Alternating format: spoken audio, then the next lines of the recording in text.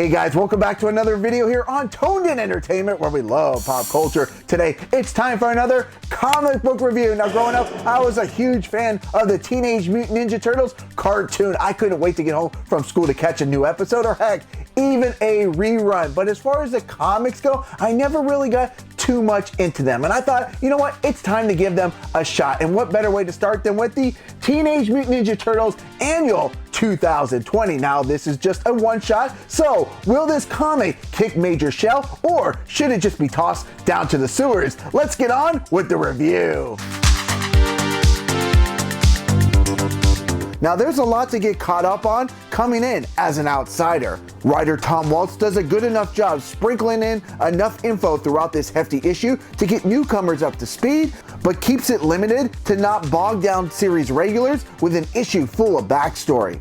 In a nutshell, the Shredder's daughter Karai is trying to rebuild the Foot Clan with her own versions of Bebop and Rocksteady. The Shredder, who was thought to be dead, looks to make his presence known after battling these weird demons. The Turtles themselves, well, they're dealing with the death of Master Splinter. Baxter Stockman is the mayor and has forced all mutants to live in one area of the city.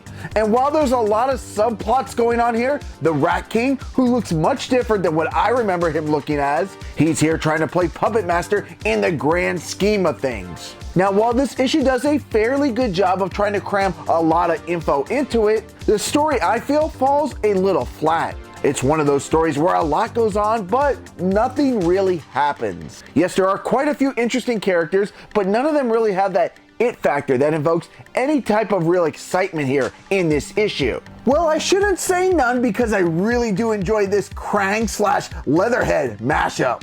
The dialogue that Krang spews out is pretty funny and entertaining. Now, on a scale of 1 to 10, I'm going to give the Teenage Mutant Ninja Turtles Annual 2020 a 7 out of 10. It was a fun comic that brought me into the wacky world that they have created.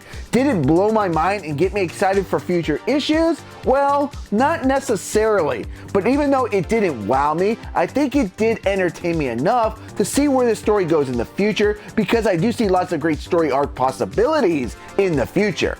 Now, have you guys read the TMNT Annual 2020? And if you did it get you excited for what's to come in the future? Leave me a comment below. Now, this week was a bit slow for comic book reviews. I only picked up 2 comics this entire week, but next week it's fully locked and loaded, and there will be a bunch of reviews coming here on Toned In Entertainment. So guys, if you like comic book reviews like this, make sure you subscribe here to the channel for future videos. Subscribe to the channel.